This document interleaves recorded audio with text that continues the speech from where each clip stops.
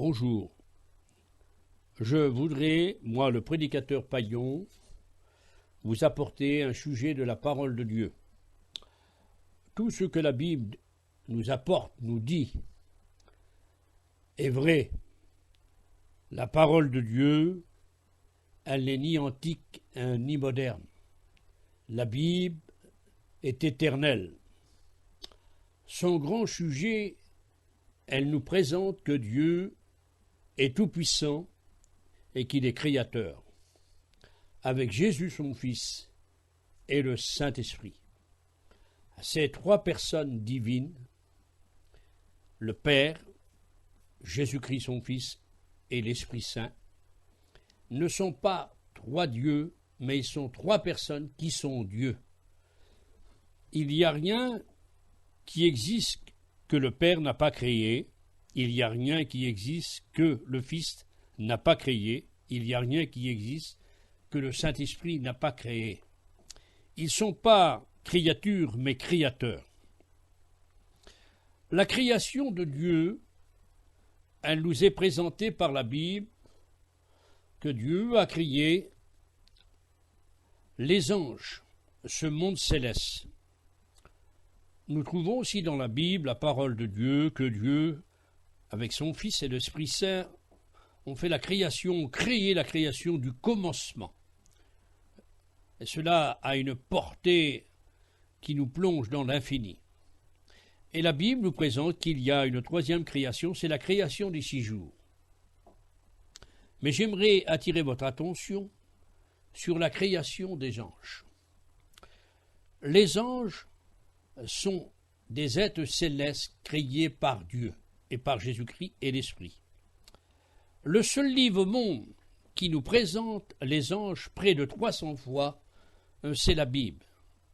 Les anges figurent 108 fois dans l'Ancien Testament et 165 fois dans le Nouveau Testament. Les anges de Dieu occupent plus de place dans la Bible que Satan et ses démons. Avant d'étudier la création des anges, le monde angélique, céleste, au service de Dieu, j'aimerais vous donner un aperçu du monde invisible et visible de la puissance du mal.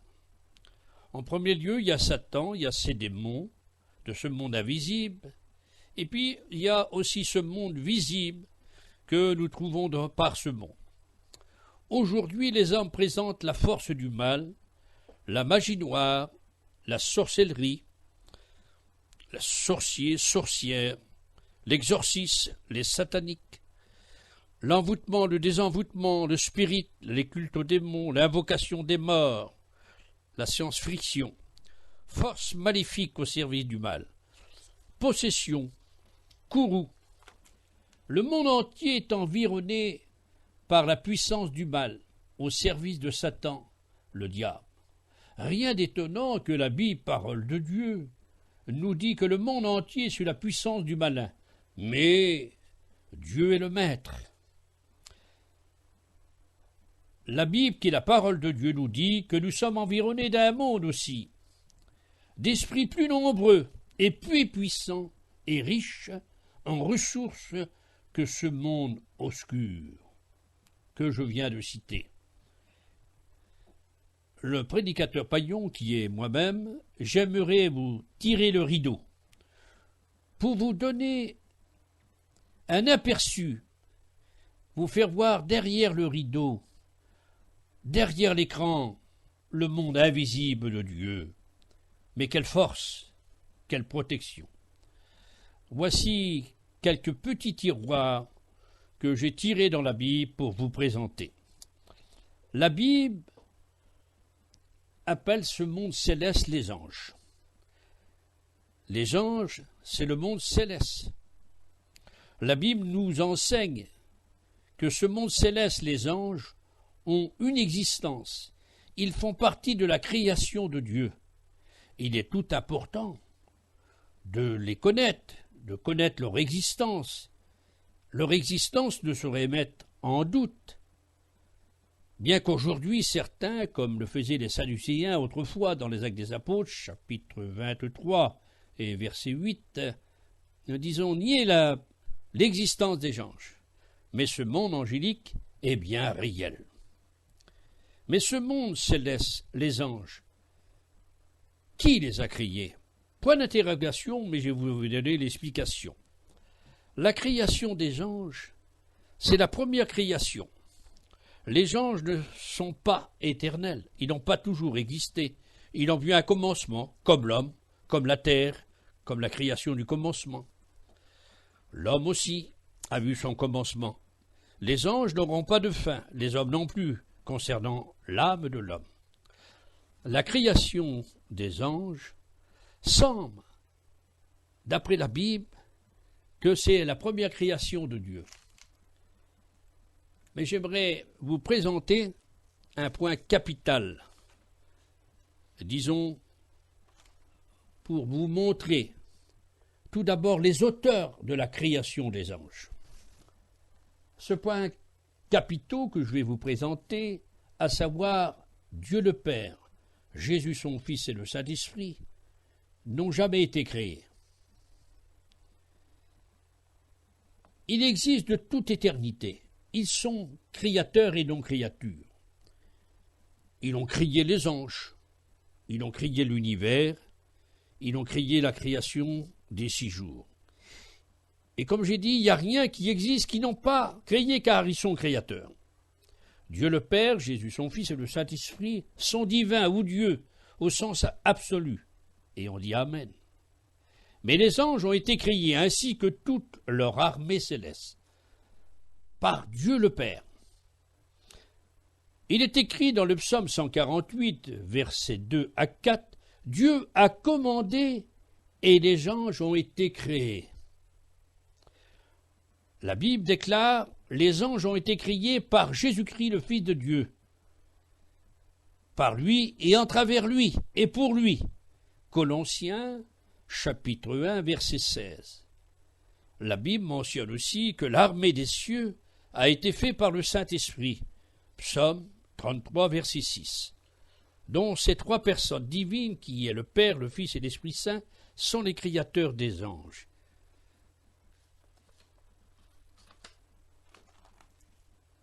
Quand a eu lieu cette création des anges? Avant la création de l'univers, de la terre, les anges existaient déjà. Ils étaient témoins de cette création du commencement. Référons-nous à la Bible. Job dit, et c'est Dieu qui parle, « Où étais-tu quand je fondais la terre? Dis-le si tu as de l'intelligence. Qui a fixé les dimensions? Le sais-tu? Qui a étendu sur elle le cours d'eau? Sur quoi ces bases s'appuient-elles? Et que la pierre angulaire, et lorsque les étoiles du matin éclataient en chants d'allégresse, et que les fils de Dieu, les anges bien sûr, poussaient des cris de joie. Si les anges étaient témoins de la création de l'univers et de la terre, c'est donc qu'ils avaient été créés avant. Et là, on dit Amen. Les anges de Dieu vont leur chemin au milieu de nous, avec une vitesse que l'homme ne peut décrire. Sans bruit, ils se déplacent d'un endroit à l'autre. Ils sont autour de nous. Ils sont avec nous. Et là, Amen. Mais ils ne sont pas en nous. La puissance des anges est considérable, des millions de fois plus grande que nous. Nous trouvons dans la Bible qu'un seul ange a détruit 185 000 hommes. De Rois, chapitre 19, verset 35. Et la Bible dit les plus vaillants de ces hommes. 2 Chroniques, chapitre 32, verset 21.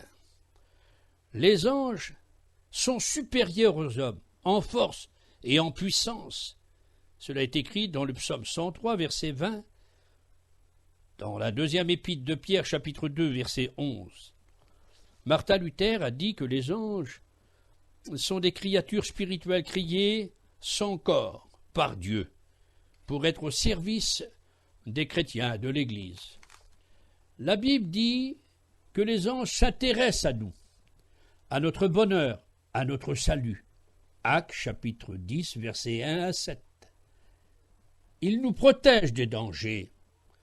Et Psaume, chapitre 34 et verset 8. Mais nous, les croyants, nous ne sommes pas toujours conscients de la présence des anges. Nous ne pouvons pas toujours prévoir leur apparition. Un homme a dit pourtant un jour que les anges étaient nos voisins. La Bible nous présente que les anges interviennent dans les affaires des peuples, des nations, Apocalypse chapitre 14, verset 19. Et aussi sur des villes, ils agissent. Genèse chapitre 19, verset 1 à 29. Et sur des hommes. 2 Rois chapitre 19, verset 35. Les anges protègent les intérêts de Dieu. Ils travaillent sans cesse pour accomplir la volonté de Dieu leur Créateur. Genèse chapitre 19, verset 13 et Psaume 103, verset 20. Les chrétiens devraient être encouragés et fortifiés de savoir que les anges veillent sur eux. Les anges sont les spectateurs intéressés des croyants. Paul dit « Nous sommes en spectacle au monde et aux anges ». Cela est écrit dans 1 Corinthiens chapitre 4 et verset 9. Chaque chrétien est confié à un ange par Dieu. Paul dit « Un ange de Dieu à qui j'appartiens m'a apparu ». Actes des apôtres, chapitre 27, verset 23. Voyons la demeure des anges, ou apprenons plutôt. La demeure des anges est dans le ciel. Nous citons quelques passages, Éphésiens, chapitre 3, verset 10, Jean, chapitre 1, verset 51, Matthieu 18, 10, 1 Roi, chapitre 22, verset 36, Apocalypse, chapitre 5, verset 11. Mais les anges vivent avec nous. Les psaumes 34, verset 8, les psaumes 91 et verset 11. Les anges de Dieu sont capables de faire la navette d'un clin d'œil entre ciel et terre. Ils sont hors de dimension. Les anges sont des esprits au service de Dieu envoyés pour exercer un ministère en faveur de ceux qui doivent hériter le salut. Hébreux, chapitre 1, verset 14. La nature des anges. Les anges n'ont pas été enfantés, mais créés. Les anges ne grandissent pas, mais ne vieillissent pas. Les anges ne connaissent pas la mort. Ils ne possèdent pas de corps physique, car ils sont des esprits. Étant esprits, ils font partie de la création du monde invisible, c'est-à-dire des cieux. C'est le monde céleste. Ils ne pouvons pas mourir, car ils sont célestes. Luc, chapitre 20, verset 38. Mais pour un but spécial, Dieu permet que des anges prennent apparence corporelle pour accomplir des missions particulières. Cela est écrit dans Hébreux, chapitre 13 et verset 2. Les anges de Dieu ne donnent pas de possibilité de se reproduire, de procréer. Ils ne constituent pas une race. Ils n'ont pas de sexe dont ils ne peuvent se marier. Selon Matthieu, chapitre 22, verset 30, Marc 12, verset 25. Les anges appartiennent à une création d'une dimension très différente de la nôtre, en raison de notre incompréhension humaine, de nos limitations naturelles. C'est pour cela que nous avons la peine à découvrir et à concevoir cet univers angélique. Dieu a donné aux anges plus de connaissances, plus de puissance qu'aux hommes. Ils sont supérieurs à nous. Les anges ont une grande puissance, mais ils ne connaissent pas tout, ils ne sont pas omniscients, omnipotents, omniprésents. Seul Dieu le Père, Jésus son Fils et le Saint-Esprit ont ces trois grands attributs. Car être omniscient, omnipotent, omniprésent, c'est le côté divin et non céleste, ni terrestre bien sûr. Les anges sont les ambassadeurs de Dieu, des messagers. des agents célestes, des justiciers, des vengeurs de la volonté de Dieu. L'empire des anges est aussi vaste que l'univers créé par Dieu. Leur ministère des anges se trouve en travers toute la Bible. Les anges, leur tâche, leur ministère, leur activité, et en premier, c'est aimer Dieu. Adorer Dieu. Apocalypse 22, verset 9. En troisième lieu, c'est servir Dieu. Genèse, chapitre 19, verset 19. Les psaumes 103, verset 20. Transmettre les ordres de Dieu en 4. Apocalypse, chapitre 1, verset 1. Exécuter les jugements de Dieu. Genèse, chapitre 19, verset 1. Apocalypse, chapitre 15, verset 7. Et en 6, prophétiser par Dieu. Luc, chapitre 1, versets 30 à 38. Les anges sont des esprits au service de Dieu, en faveur de ceux qui doivent hériter le salut. Hébreux, chapitre 1, verset 14. Les anges, d'après l'Écriture et dans l'Écriture, nous les trouvons au service de Jésus. La naissance de Jésus a été annoncée par l'ange Gabriel, qu'il fut envoyé vers la jeune Marie, la Vierge, pour lui dire « Tu enfanteras un fils, et tu lui donneras le nom de Jésus ». L'évangile de Luc, chapitre 1, versets 26 à 38. Un ange du Seigneur apparut à Joseph pour lui dire que l'enfant que Marie attendait venait du Saint-Esprit, et que cet enfant sauverait son peuple de ses péchés. Matthieu, chapitre 1, verset 21. À la naissance de Jésus, un ange du Seigneur a dit au berger « Je vous annonce une bonne nouvelle. C'est aujourd'hui, il vous est né un sauveur. » Les anges apportent une bonne nouvelle. Elle dit un sauveur. Qui est le Christ? Le Seigneur. Et une multitude de l'armée céleste se joignit à l'ange pour chanter la gloire de Dieu et pour dire au berger que Jésus est né. Luc chapitre 2, versets 8 à 15. Pendant son enfance, un ange du Seigneur avertit Joseph de prendre l'enfant et Marie sa mère et de fuir en Égypte et d'être caché du roi Hérode. Matthieu chapitre 2, verset 13.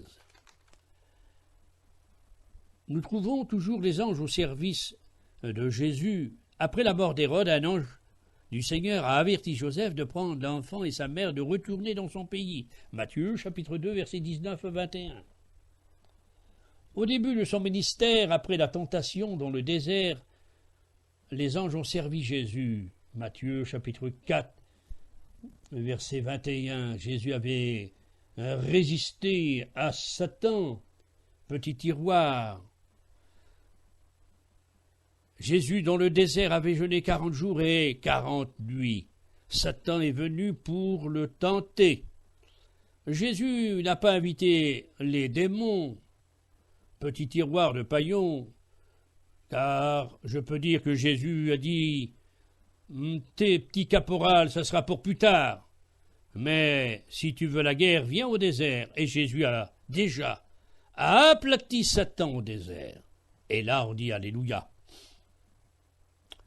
Un ange du Seigneur a fortifié Jésus au jardin de Gethsémani. À sa résurrection, c'est les anges qui ont mis apporter la bonne nouvelle aux femmes, en disant que Jésus les précédait en Galilée, qu'il n'était plus là, il était ressuscité.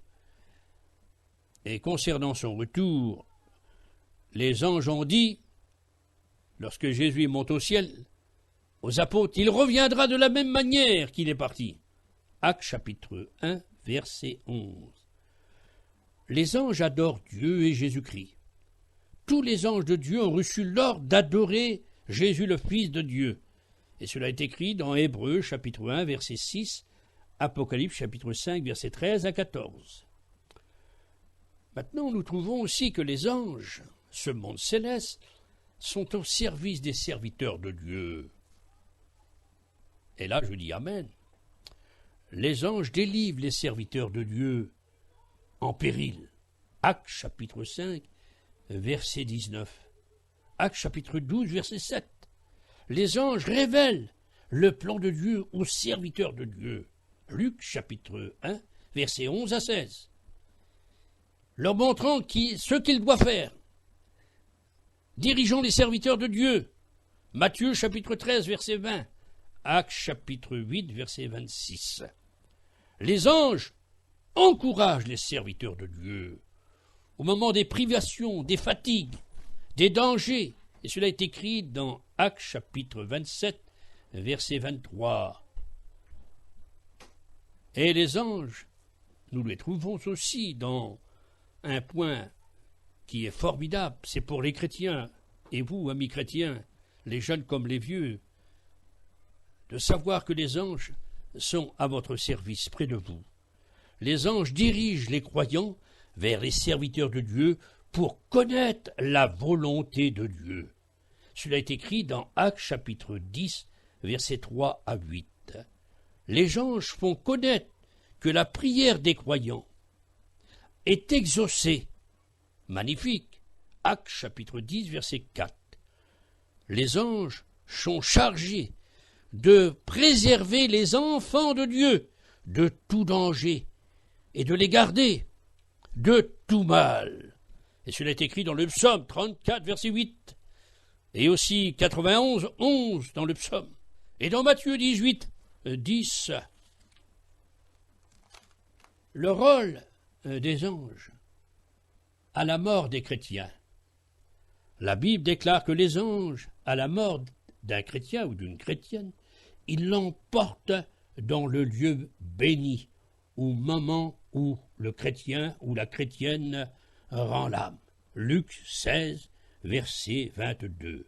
Le lieu béni, c'est le paradis, une délégation du ciel, le monde céleste. Et il est dit, 2 anges emmenant porter cet homme qui croyait en Dieu dans cet enseignement de Jésus de Luc. Ce n'est pas une parabole, c'est une réalité qui s'est passée dans l'Ancien Testament, mais qui n'est pas écrit, qui est révélé par Jésus-Christ dans le Nouveau Testament. Voyons le nombre des anges. L'armée des anges de Dieu est innombrable, c'est-à-dire qu'on ne peut compter. Luc dit une multitude de l'armée céleste. Luc 2, verset 13. Jésus dit à Pierre, « Si j'invoquerais mon Père, il me donnerait 12 légions d'anges. » Matthieu, chapitre 26, verset 53. Une légion, il y a 3000 hommes, juifs, mais une légion romaine est de 6000 hommes. Dans Daniel, chapitre 7, verset 10, il est mentionné devant Dieu, il y a 1000 milliers d'anges qui le servent, et 10 000 millions se tiennent en sa présence. 10 000 millions, ça fait 10 milliards. Dans Hébreux, chapitre 12, verset 22, il est dit des myriades qui forment le cœur des anges. Dans l'Apocalypse, chapitre 5 et verset 11, il est fait mention que le nombre était de myriades, une myriade, nombre incalculable, selon le dictionnaire Larousse. Maintenant, si vous voulez bien, voyons l'apparition des anges. Elles sont fréquentes dans la Bible. Les anges ont parfois été vus des hommes. Luc, chapitre 2, verset 9. L'évangile de Jean, chapitre 20, verset 12. Et dans Genèse, chapitre 31, verset 1 à 2. Les anges participent au repas, dans certaines circonstances, des croyants. Genèse, chapitre 19, verset 3. Et voici, dans des circonstances aussi encore différentes, des anges ont apporté de la nourriture aux croyants. 1 Roi, chapitre 19, versets 5 à 7. Certains chrétiens ont logé des anges sans le savoir. Hébreux chapitre 13, verset 2. Les anges, c'est une création créée par Dieu, ils sont saints. Les anges sont des êtres saints. Autrement, comment pourrait-il subsister devant Dieu? Isaïe, chapitre 6, verset 3. Matthieu, chapitre 28, verset 3. La gloire des anges. Les anges sont entourés d'une grande gloire, selon Daniel, chapitre 10, verset 6, Luc, chapitre 9 et verset 26. L'élection des anges. Les anges ont été élus selon la parfaite conscience de Dieu. 1 Timothée, chapitre 5, verset 21. L'obéissance des anges. Les anges sont puissants, en force. Ils exécutent les ordres de Dieu, obéissant à sa voix et à sa parole. Le psaume 103, verset 20. La position des anges d'après la Bible. Il existe une position différente parmi les anges. Chacun a une personnalité distincte, en place, en rang, en autorité, en puissance, en fonction et en action. Nous trouvons dans la parole de Dieu qu'il y a aussi une hiérarchie des anges. Il y a aussi une présentation de certains anges qui ont une portée très élevée. La Bible présente le chef de l'armée de l'Éternel, qu'on appelle l'archange Michel, ou Michael, signification de son nom, comme Dieu. La Bible ne parle jamais des archanges, elle le met toujours au singulier. L'archange Michel est le seul en son rang. Dans l'Ancien Testament, il est fait mention 3 fois de lui. Il est écrit dans Daniel, un ange avait été empêché dans un combat immense pour apporter le message, mais un chef démon lui avait résisté. L'homme, qui était l'homme revêtu de l'habit de lin, une ceinture d'or, était très puissant, mais il avait été empêché de venir apporter le message à Daniel. Cela est écrit dans Daniel chapitre 10, versets 5 à 12. Mais en route, il avait été retardé par un chef démon qui lui avait résisté 21 jours. Mais l'ange dit à Daniel, Michael, ô Michel, l'un des principaux anges est venu à mon secours. Daniel chapitre 10, verset 13. Dont l'archange Michel vient au secours des anges pour que les anges puissent faire connaître la volonté aux hommes et leur révéler ce qui concerne le plan de Dieu.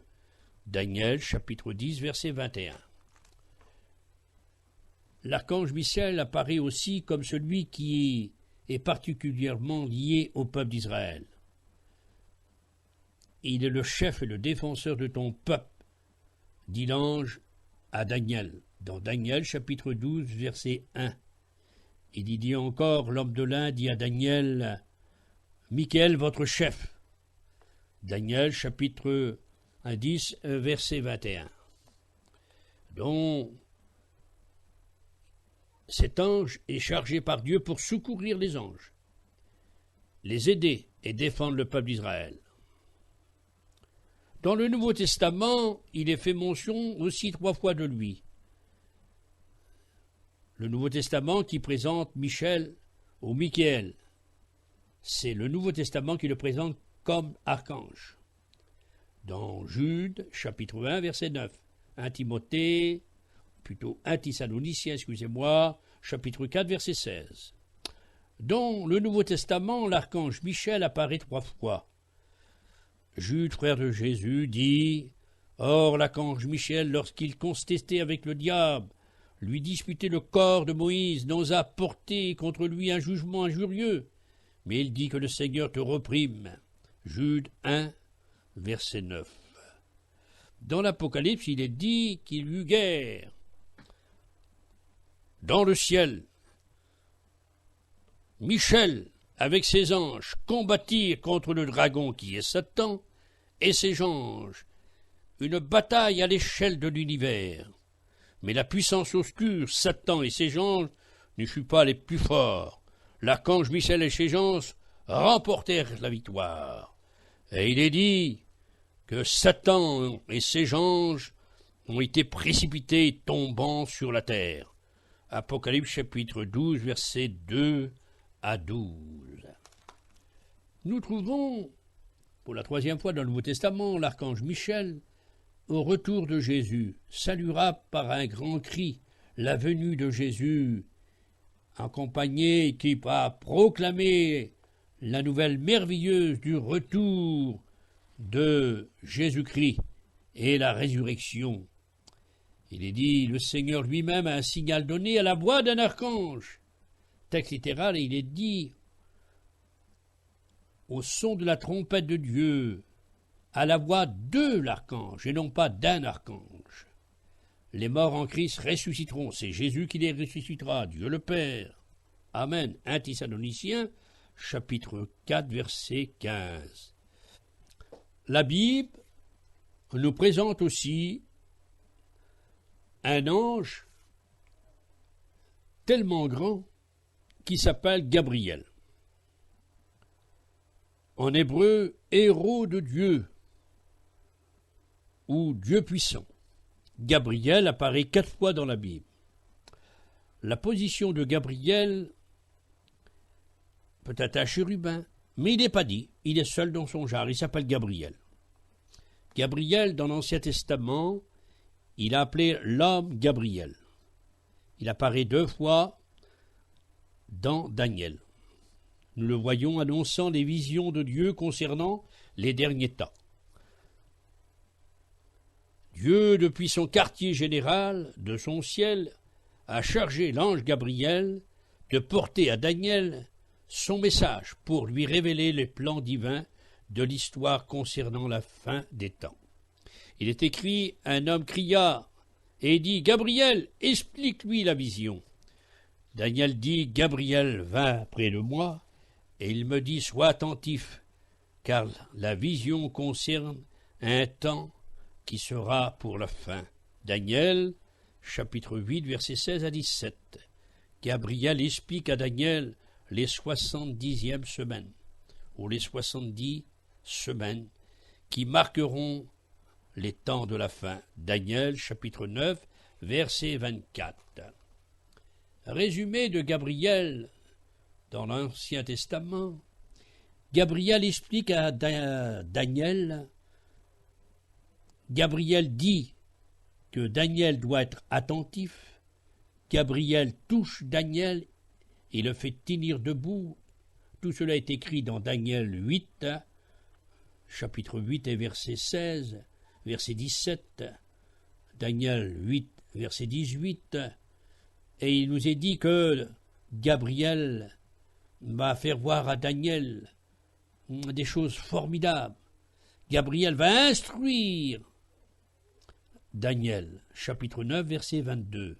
Gabriel va s'entretenir avec Daniel, chapitre 9, verset 22 encore. Gabriel va ouvrir l'intelligence de Daniel, chapitre 9 et verset 22. Gabriel annonce à Daniel, chapitre 9 de Daniel et verset 23. Gabriel fait comprendre à Daniel. Il est écrit dans le chapitre 9, verset 23 de ce livre de Daniel. Voyons maintenant quelques faits aussi de cet ange Gabriel dans le Nouveau Testament. Il apparaît 2 fois dans le Nouveau Testament. Il est dit que Gabriel apparaît pour la première fois dans l'évangile de Luc, chapitre 1, verset 11, à Zacharie. Il dit à Zacharie qu'il s'appelait Gabriel. Luc, chapitre 1, verset 19. Il se tient devant Dieu. Luc 1, verset 19. Il dit à Zacharie que sa prière a été exaucée et que sa femme aura un fils qui sera appelé Jean. Luc, chapitre 1, verset 13. Il décrit la vie de Jean, Jean-Baptiste, le ministère qu'il va exercer envers les enfants d'Israël pour les ramener à Dieu. Luc chapitre 1, versets 14 à 17. Enfin que le ministère de Jean-Baptiste va préparer le chemin du Seigneur et va préparer le peuple pour être bien disposé. Luc chapitre 1, verset 17. Zacharie a douté des paroles de Gabriel. Luc chapitre 1, verset 18. On ne doute pas des paroles de Gabriel, et Zacharie est resté muet jusqu'à la naissance de son fils. L'ange Gabriel avec la Vierge Marie. Au 6e mois, il est dit que l'ange Gabriel fut envoyé par Dieu vers une vierge, la Vierge est jeune, 15-16 ans, et lui dit « Tu as trouvé grâce ». Luc chapitre 1, versets 26 à 28. Gabriel va apporter le message le plus important que la planète Terre ait porté. Il dit ceci: tu vas mettre au monde un enfant. Et Marie va lui dire, mais comment? Elle lui dit, le miracle de Dieu. Et cet enfant sera appelé Jésus. Luc chapitre 1, verset 31. Gabriel poursuit et dit que ce fils sera appelé le Fils du Très-Haut. Luc chapitre 1, verset 32. Et que son règne n'aura point de fin. Luc chapitre 1, verset 33. Marie atteste et reçoit les paroles de Gabriel. Marie dit à l'ange, comment cela se fera? Ça, c'est le miracle de Dieu qui se produira sur toi. Le Saint-Esprit te couvrira, et le Saint-Enfant qui naîtra de toi sera appelé Fils de Dieu. Luc, chapitre 1, verset 35. Mais retenez, l'ange n'a pas dit « il sera Fils de Dieu ». Il est dit « il sera appelé ». Jésus n'est jamais devenu Fils de Dieu. Car Jésus est le Fils de Dieu éternel, de toute éternité dont la portée est éternelle. Michée, chapitre 5, verset 1, il est dit dans les jours anciens, les jours d'autrefois, dans les jours de l'éternité, dont la portée est éternelle.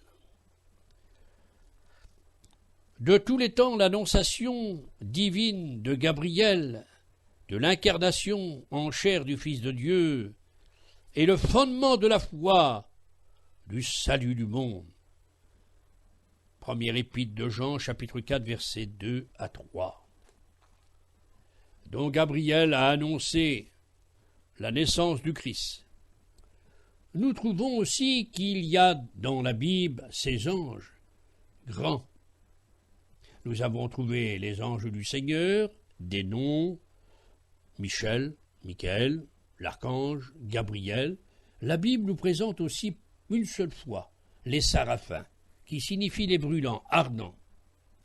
Cela est écrit dans Isaïe chapitre 6, versets 1 à 8. Et il nous est dit que ces anges, les Séraphins, leur ministère consiste à adorer Dieu, chanter la sainteté de Dieu, de crier jour et nuit « Saint, Saint, Saint l'Éternel ». Chapitre 6, verset 3. Ces séraphins sont placés au-dessus du trône, non pas qu'ils sont plus grands, non, mais c'est leur place, ils chantent la sainteté de Dieu. Les séraphins. Isaïe dit, le Seigneur était assis sur son trône très élevé, les séraphins se tenaient au-dessus de lui. D'ailleurs, il est écrit cela au verset 1 à 2. Les séraphins ont des ailes, symbole, disons, spirituel, mais aussi voyons.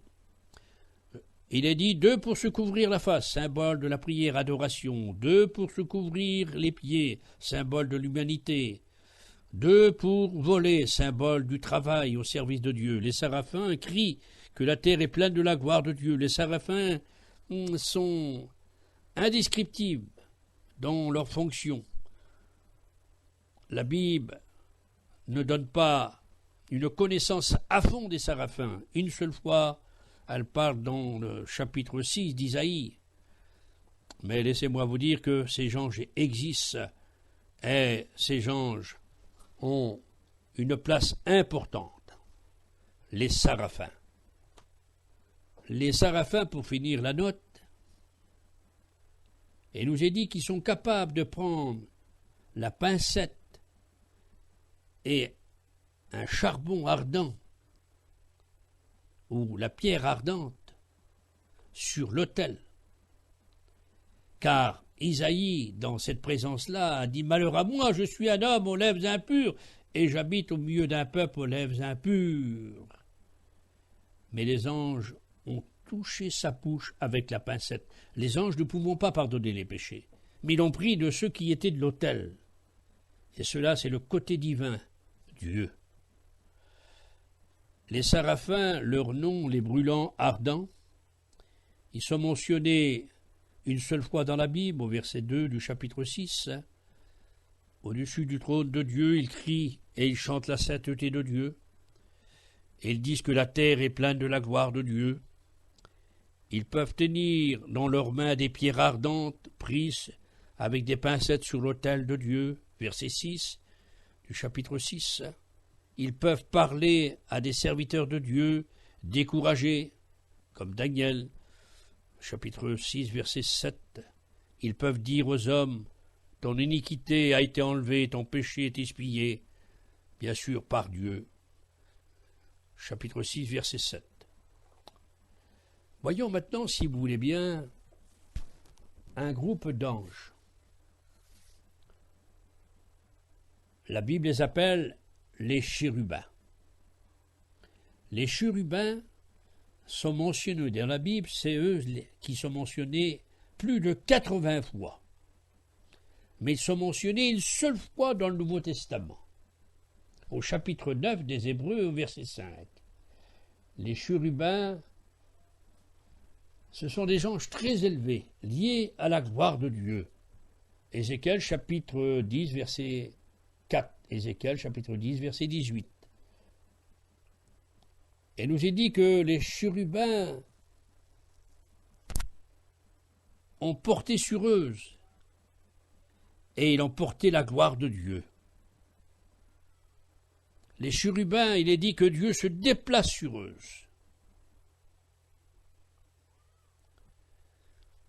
Les chérubins ont une position très élevée.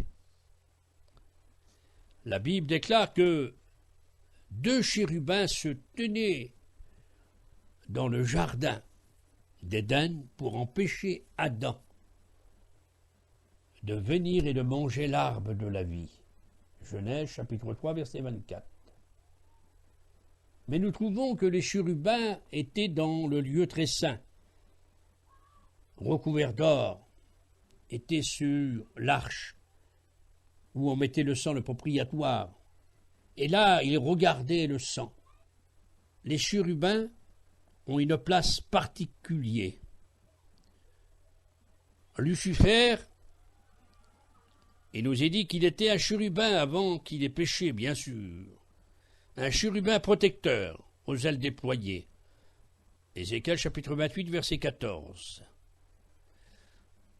Dans le millénium, nous trouvons aussi que dans le temple est orné de chérubins. Ézéchiel chapitre 41, verset 18. Ces chérubins, chacun de ces chérubins ont 2 visages, un visage d'homme et une face de lion. C'est symbolique, chapitre 41 d'Ézéchiel, versets 18 à 19.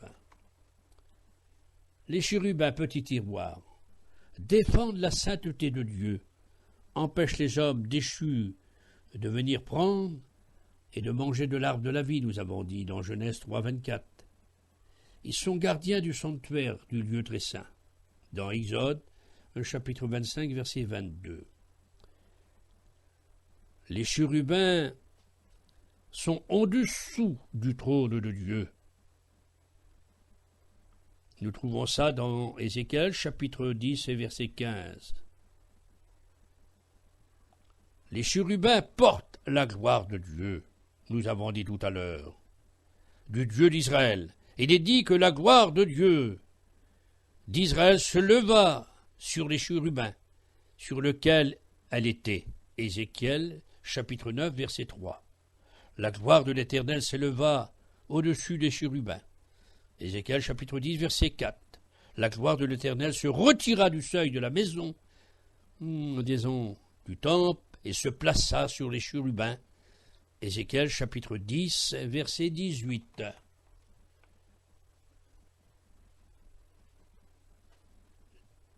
La gloire de Dieu. Dieu se sert des chérubins pour se déplacer. Les chérubins déploient leurs ailes et la gloire de Dieu d'Israël était sur eux, en haut. Ézéchiel chapitre 11, verset 22. Les chérubins ont une place très élevée. Nous pouvons dire que ces anges ont une fonction primordiale. Alors que Dieu nous donne à bien comprendre le ministère des anges. Nous trouvons aussi que le Seigneur Jésus prend le nom et il dit l'ange de l'Éternel. Mais Jésus n'est pas un ange, mes amis. Jésus est le Fils de Dieu. Il apparaît au sens spirituel comme l'ange de l'Éternel. Abraham, disons, s'est présenté devant lui. Il y avait trois, et celui qui était au milieu était le Seigneur Jésus, entouré, ou plutôt un à droite et un à gauche, deux anges qui ont été à Sodome et Gomorrhe pour détruire ces villes. Mais celui qui était au milieu était le Seigneur Jésus, car Abraham s'est prosterné, il l'a appelé mon Seigneur. Il est dit dans Josué, chapitre 5, verset 13, verset 15, apparaît le Seigneur Jésus comme le chef de l'armée de l'Éternel. Et Josué se prosterna devant lui pour l'adorer. Donc les anges ne sont pas adorés, mais celui-ci reçoit l'adoration. Ça, c'est écrit dans l'Apocalypse, les anges adorent Dieu. Mais ils ne sont pas adorés, mais celui-ci reçoit l'adoration, donc c'est le Seigneur Jésus. Nous trouvons aussi que les anges, s'ils sont mentionnés 108 fois dans l'Ancien Testament et 165 fois dans le Nouveau Testament, les anges, à la venue du Seigneur pour venir chercher l'Église, y compris les morts en Christ, car c'est à la voix d'un archange et au son de la trompette de Dieu que les morts en Christ vont ressusciter et que nous irons à la rencontre du Seigneur. Nous trouvons aussi le ministère des anges en travers toute la parole de Dieu. Et nous est dit que des anges reçoivent et qui vont crier et qui vont apporter des fléaux sur la terre. Il est dit dans l'Apocalypse, chapitre 5, verset 11, « À la voix de beaucoup d'anges autour du trône pour adorer l'agneau. » Les quatre anges des quatre vents de la terre, qui tiennent les quatre vents de la terre. Apocalypse chapitre 8, verset 2. Les anges qui montent du côté du soleil levant tiennent le sceau de Dieu, du Dieu vivant. Apocalypse chapitre 7, verset 2. Les sept anges avec les sept trompettes. Chapitre 8, chapitre 9, chapitre 10, chapitre 11. 4 chapitres, et sont dans ces chapitres, les sept anges avec les sept trompettes vont toucher terre, mer, ciel et homme dans ces chapitres. Et il est dit qu'un ange puissant mettra son pied sur la terre et sur la mer, et jura par celui qui vit au siècle des siècles. On ne connaît pas son nom. Apocalypse chapitre 10, versets 1 à 6. L'ange qui volait au milieu du ciel avec un évangile éternel. On ne connaît pas son nom. Apocalypse chapitre 14, versets 6 à 7. L'ange qui annonce que Babylone la grande est tombée, Apocalypse chapitre 14, verset 8. L'ange qui annonce le jugement de Dieu pour celui qui adore la bête, son image et qui reçoit sa marque, connaîtra la fureur de Dieu. Apocalypse chapitre 14, verset 9. L'ange avec la faucille tranchante. Apocalypse chapitre 14, verset 17. L'ange qui avait une grande autorité sur le feu. Il n'est pas dit son nom. Apocalypse 14, verset 18. Les 7 anges avec les 7 coupes des 7 fléaux de Dieu qui vont frapper la terre de 1000 malheurs. Apocalypse chapitre 15, Apocalypse chapitre 16. Et au verset 5, nous trouvons les anges de l'eau. Dans ce chapitre 16, verset 5 de l'Apocalypse. Les anges qui ont, ou cet ange qui a une grande autorité, Apocalypse 18, verset 1. La Bible parle aussi l'ange puissant, avec la pierre jetée dans la mer. Apocalypse chapitre 18, verset 1. Les anges accompagneront Jésus à son retour dans la deuxième face, lorsqu'il va venir à la bataille d'Armageddon. Apocalypse chapitre 25, verset 31. Et au jugement des nations, Apocalypse chapitre 19, verset 17. Et il est dit qu'un ange descendra du ciel à la fin de la bataille d'Armageddon, va lier Satan avec une grande chaîne et ses démons pour le mettre dans l'abîme pendant 1000 ans. Il le lia. Et on dit Amen. Apocalypse chapitre 20, versets 1 à 2. Ça, c'est magnifique. Les anges au jugement dernier. Les anges sur l'ordre de Dieu et de Jésus vont jeter les hommes perdus dans le feu éternel. Cela est écrit dans Matthieu chapitre 13, versets 39 à 40.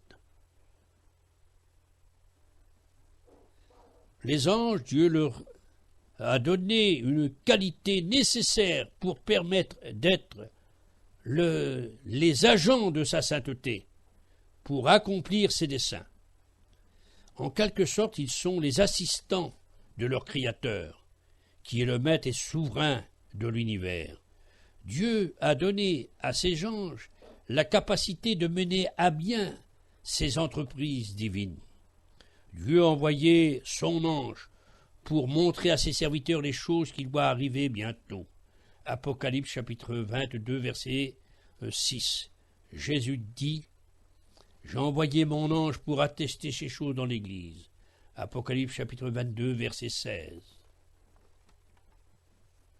La Bible nous enseigne et nous apprend que les anges diffèrent entre eux, en place, en rang, en autorité, en puissance, en fonction, en action. Chacun a sa personnalité distincte et différente. Les anges ne doivent pas être adorés. Les chrétiens n'adorent pas les anges. Là, nous trouvons l'Église catholique en infraction s'il y a l'adoration des anges. L'ange ordonne aux chrétiens d'adorer Dieu. Apocalypse 19, verset 9. Apocalypse chapitre 22, verset 8 à 9.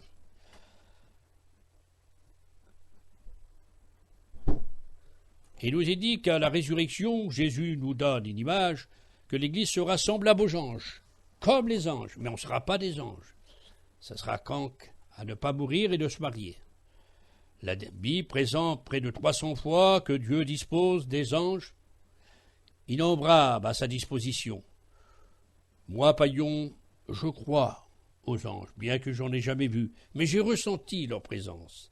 Et je bénis Dieu, et les chrétiens doivent prendre conscience combien de fois, amis, frères et sœurs, que vous avez été protégés par les anges de Dieu, et que vous n'avez pas reconnu que Dieu avait envoyé un ange ou des anges pour vous protéger, soit vos enfants, des accidents, des malheurs.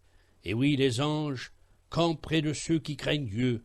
Remercions Dieu pour ce monde céleste, crié par le Père, par Jésus-Christ et le Saint-Esprit, qui sont au service, comme j'ai dit, de Dieu, de Jésus, des serviteurs de Dieu, des chrétiens, de ce rôle qui emporte les chrétiens à leur mort lorsqu'ils connaissent et qui quittent la terre. Eh bien, laissez-moi vous dire que des anges, une délégation vient les chercher. Oui, mes amis, les anges du Seigneur sont avec nous, à nous chrétiens. Ils nous entourent. Que le Seigneur soit béni pour ce monde céleste. Merci au Seigneur pour la parole de Dieu. Et laissez-moi vous dire, amis chrétiens, vous pouvez voir un ange. C'est écrit dans la parole de Dieu. Vous pouvez voir un ange et qui vous annonce quelque chose de bien, de grand, car des hommes de Dieu ont reçu leur visite dans la Bible. Et le Christ est le même hier, aujourd'hui, éternellement. Il est capable de vous envoyer un ange. Croyez. Mais aussi, si vous ne voyez pas des anges, vous ressentez leur présence. Remerciez Dieu pour la protection qu'il vous apporte. Que Dieu soit béni pour le ministère des anges au service de l'Église de Jésus-Christ. Que ces quelques paroles que j'ai pu vous dire sur le monde céleste vous encouragent dans votre vie chrétienne. Amen.